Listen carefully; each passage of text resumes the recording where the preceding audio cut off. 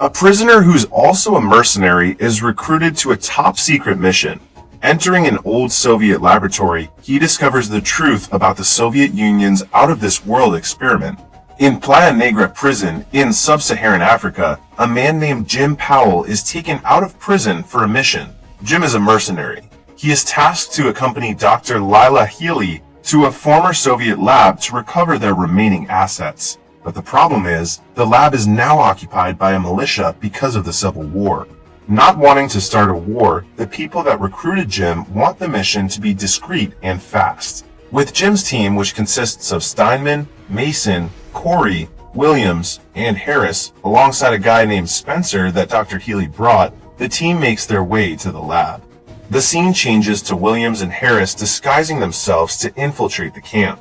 Then, the rest of the team carefully continue their way through a minefield when they notice a patrolling scout. Jim immediately orders the team to take cover. The scout wearing a skull mask roams the area for a while, but they're lucky not to be seen. After some time, the team manages to get near the target facility. Jim and Steinman watch over Williams and Harris using their scopes. Williams and Harris are stopped on their way at the entrance. They see the scout from earlier, who turns out to be a woman. They all witness how the female scout cold-bloodedly shoots a civilian. Then, a man questions Williams and Harris. Williams pretends to be a Russian and that they will check on the camp's security cameras. Williams shows the man a paper as proof of his claim. When the man brings the paper to El Dictator, the leader of the militia, Williams knows he has messed up because the man didn't sound Russian at all. To keep their cover protected, Harris pretends to be drunk. He steps out of the car and starts trash-talking the Russians, even making his way to the El Dictator. Fortunately, El Dictator believes Harris's act. Then, they manage to make their way through the camp's security control center. Williams guides the rest of the team to a safe route to enter the underground bunker. The female scout suddenly appears and is suspicious of Williams and Harris, especially of Williams. But Harris manages to drive her away. Afterward, Harris meets with the rest of the team. On the way, they find a woman held captive in an office. The team contemplates what they will do with the woman when they hear a man coming into the room. They quickly turn off the light, and when the man enters the room, Harris and Mason take him down. However, during the struggle, the man fires his gun. Mason quickly assures Jim that the people outside won't hear a thing. However, the woman caught a bullet and died. Spencer then sets up the scene as if the man tried to rape the woman and she killed him in self-defense. The team continues on their way and Jim orders Harris to go back to Williams to continue their act. The team uses an old tunnel. Without any of them noticing, someone is already following them. Back in the security center, Williams operates monitors that are not allowed to be used by outsiders. He discovers that the monitors are connected to the cameras at the tunnel leading to the laboratory. Showing it to Harris, they notice that someone is following the team. Harris tries to warn them through the radio, but cannot reach them. With no other choice, Harris follows them while Williams stays behind. The scene changes to Corey being attacked by the man following them. He injects Corey with a syringe, but when he turns around to shoot, the attacker is gone. The team goes back for him and searches for the attacker, but they find nothing. Knowing that they're at a disadvantage, Jim decides that they have to stick to the plan and just heighten their alertness. After some time, Corey starts developing a fever and he sees the lumps are growing in his arm. Meanwhile, the female scout is back with a young militia soldier who's from Georgia, the place where Williams claims that he is from. Then, two more militia soldiers appear and point their guns at Williams. Going back to Jim and the others, the man following them shows up and attacks Jim. He tries to inject him with a syringe as well, but Jim manages to catch his arm. Luckily, Harris arrives on time and shoots the attacker, as well as the other one that shows up. However, one attacker manages to shoot Harris. Spencer then catches Harris and takes the attacker down. When the team finally reaches the lab, they immediately bring Harris to the medical room. Afterward, the team finds Dr. Irvine with a pregnant woman. The men restrict the doctor while Dr. Healy and Steinman attend to the woman. Then, they question Dr. Irvine. That's when Jim discovers that the assets that they are tasked to recover are the woman and the other specimen just like her. Jim asks Dr. Irvine about the people that attacked them earlier, worried that one of his friends is missing. Dr. Irvine says that they are war orphans that she found. She trains them to be guards of the tunnel. Dr. Irvine also reveals that the syringe that the attackers use contains biochemical weapons. Dr. Healy tells Jim that they can't leave right now because the woman, whose name is Ollie, is about to give birth.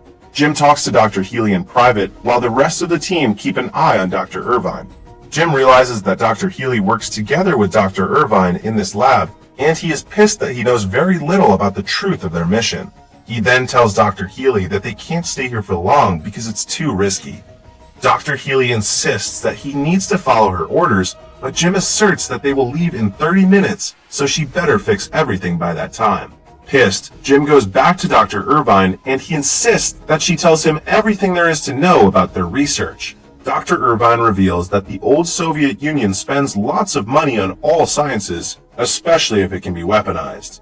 And with lots of meteorite strikes that happen in Russia, the Soviet scientists explored each site for anything that could be valuable to them. She then tells them about the Scintilla project. Dr. Irvine shows them a very old meteorite that contains DNA cells. The Soviet Union approaches Dr. Irvine to work on the DNA found in the meteorite with the promise of freedom from any rules or ethical restraints. Then, Dr. Irvine brings Jim and Steinman to Goeth, the other specimen. Goeth has the body of a normal teenager, but his eyes are different and he breathes through his neck. When they're about to leave, Steinman forgets her bag, but Goeth hands it to her. But they didn't know that Goeth steals Steinman's phone.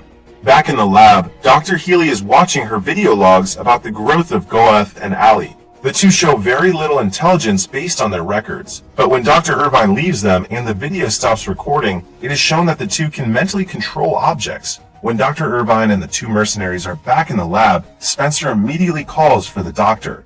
Allie is about to give birth, and she won't be surviving the process. But Dr. Irvine doesn't care. All she wants is the offspring in Allie's womb. Allie's scream reaches Goeth. Steinman then asks if Allie will survive giving birth.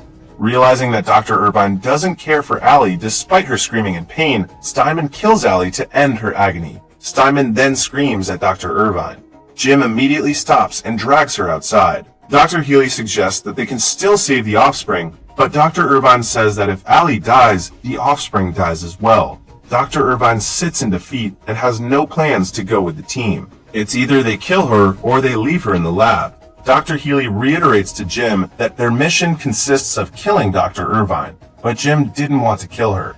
Meanwhile, Steinman goes back to Goeth and tells him what happened to Allie. But when Steinman goes inside Goeth's tent, he slams her body to the ground. Goeth then quickly assembles a device made of scrap items he collected and heads out. Back at the lab, Spencer is about to kill Dr. Irvine, but Jim points his gun at him. Jim then orders Mason to disarm Spencer, but Mason suddenly attacks Jim. It turns out that Mason and Harris already have a deal with Dr. Healy in anticipation that Jim won't be able to carry out the mission. Jim warns Mason that they will kill him when all of this is over, but Mason doesn't believe him. All of a sudden, Goeth shows up and goes straight to Allie's dead body. When Dr. Irvine orders Goeth to go back to his room, he blows the doctor's head off using the device he made. Goeth immediately escapes afterward. Jim quickly grabs a gun and takes down Spencer and Mason. They all go to Goeth's tent, where they find Steinman barely hanging on for her life. Dr. Healy says that she needs to go to the medical room to get supplies for Steinman. Jim accompanies her and Spencer while Mason is left to watch over their friend. In the medical room, Harris realizes that everything's messed up and that Jim knows the truth. Harris apologizes to him. Not minding his apology, Jim assures Harris that he will get him home. After attending to Steinman, Dr. Healy convinces Jim to reconcile with them to face their common enemy, Goeth. However, Jim asserts that they need to kill Goeth or they will be the ones to die. Giving back Mason's and Spencer's guns, the men move while Dr. Healy is left with Steinman. But it turns out, Dr. Healy is still prioritizing the mission and kills Steinman. Afterwards, she goes to Harris, but he knows what Dr. Healy is planning.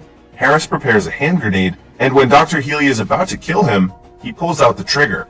The explosion alerts the men. Mason goes back to check what happened. There, he finds Harris and Dr. Healy covered in blood. He also checks on Steinman, but she's already dead. Meanwhile, Jim and Spencer find the dead bodies of Dr. Irvine's men. Mason then arrives and tells them what he saw. Realizing that the plan completely fails, Spencer shows them the elevator that's supposed to be his and Dr. Healy's escape route after the mission is done. But it turns out that Dr. Healy is still alive. Going back to the men at the elevator, They're about to get off when they're suddenly attacked by a mutated Corey. Jim manages to shoot him dead, but Spencer dies during Corey's assault. They continue and find William beaten black and blue outside, but the militia didn't mind them because they were fighting Goeth. The three watch as Goeth effortlessly kills the militia, even their leader, El Dictator. Mason is about to sacrifice himself for Jim to have a clear shot at Goeth, but Goeth's device malfunctions. Mason mocks the batteries he used, but the alien picks up a machete and cuts him in half. Jim is about to shoot Goeth, but Dr. Healy shoots him. Luckily, it's not a fatal shot, and Williams finally kills her. Jim points his gun at Goeth again. They come face to face, but the alien is distracted by a crow, and he follows it. Jim follows Goeth and is about to shoot him when the alien suddenly speaks, daring Jim to shoot him. Jim is shocked and fails to kill Goeth until he finally escapes. Then, we see Jim caught by soldiers, singing like a crazy man. The movie ends with Goeth walking around the streets of the United Kingdom.